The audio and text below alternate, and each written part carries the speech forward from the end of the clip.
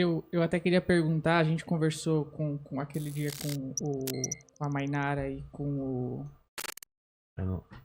Da Juventude Sanaúde, né? Isso, Sim. isso. A gente perguntou pra eles, vocês falaram que o marido de uma de vocês é palestino, né? O meu. Qual que é a opinião dele a respeito do conflito Israel com o Hamas e a opinião sobre o Hamas? Ou se pelo fato de estar aqui no Brasil também, essa opinião ficou um pouco deixada de lado ou não? Então, o que que eles falam? Até porque minha sogra é palestina e eu pergunto pra ela, porque, querendo ou não, a gente não tem tanto conhecimento. O vô dela é palestino. Pai da minha mãe. E daqui a gente não sabe exatamente o que acontece. Será que a gente fica... O que acontece? Eu perguntava pra minha sogra e ela conta histórias que ela teve que ficar escondida na caverna. Com 7 anos, ela estava no conflito de 1967, quando tudo estourou, a guerra dos 6 ou 7 dias? Me confundi agora. 6 dias. Dos 6 dias? É. E ela conta coisas absurdas. E eu até um dia contei no meu Instagram e as pessoas ficaram chocadas. É muito pesado o que acontece. Caramba. E a questão do Hamas lá é que ele é um partido político e que eles acabam tendo que usar os meios que eles têm lá para poder defender a população.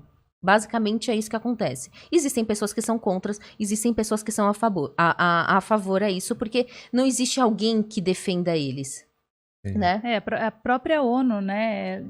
Falta atitude, né, das pessoas. Porque eu escuto também o meu avô, eu lembro dele aqui, faz muitos anos isso, né? Meu avô já faleceu.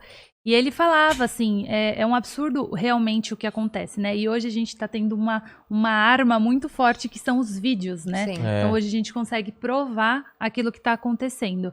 E assim, não é que a gente quer mal, por exemplo, as pessoas acreditam muito que é judeu contra muçulmano, não né? Então, assim, a guerra da Palestina... Ou árabe, né? Contra judeu. Contra né? judeu, exatamente. E, na verdade, né, são só direitos básicos humanos, né? Na Palestina, às vezes, não chega eletricidade. Às vezes, quase não chega. Quase não chega. Medicamento, alimento, a vacina, até a própria vacina. Eles falaram que não o dá, Avatar, tem uma contagem Sim. errada lá. Mandaram vacinas vencidas lá para a Palestina também. E aí a gente fica pensando, né? Não é uma questão de guerra religiosa, é questão de ser humano mesmo, né? De você conseguir. Por isso que hoje a gente tem tantas pessoas que não são muçulmanas e que são contra o sionismo, né? Que não é... A gente não tá falando de judeus em si, até porque tem judeus que também são contra o sionismo. Então, é uma luta, assim, pela humanidade, assim. A gente pensa no outro ser humano. Eu acho que se acontecesse aqui no Rio de Janeiro, eu estaria sendo... honesta com todo mundo e falando a mesma coisa, solidária, sabe? solidária com a população. Exatamente.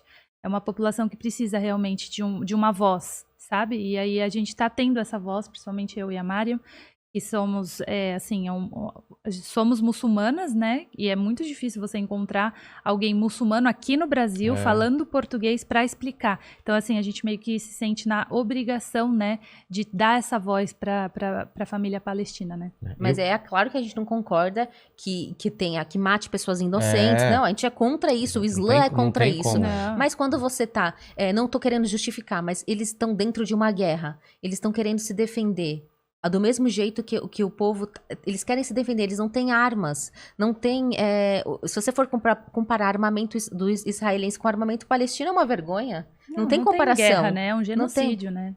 Aí fala assim, Palestina enviou o Hamas, próprio Hamas, né? Eles usam a palavra porque é óbvio que eles querem ser sempre sensacionalistas. Então, Hamas enviou 7 mísseis que caiu ali na metade do caminho. Assim, não que a gente quer que chegue, mas a gente está falando, não é uma guerra, entendeu? Não é uma guerra justa, não é algo que... Se você vê os vídeos das crianças palestinas falando, e assim, não é de hoje, entendeu? A gente vê essa luta pelos avós. Inclusive, tem um vídeo de uma pessoa sionista falando, né? Os avós vão morrer e as crianças vão esquecer. Então, a intenção mesmo é liquidar, sabe? É deixar aquele território... Aí você, né, pode estar ali com a dúvida, muita gente me perguntou isso. Então, por que não deixa, né? Pega logo a terra, vai para outro lugar, constrói a vida no Brasil.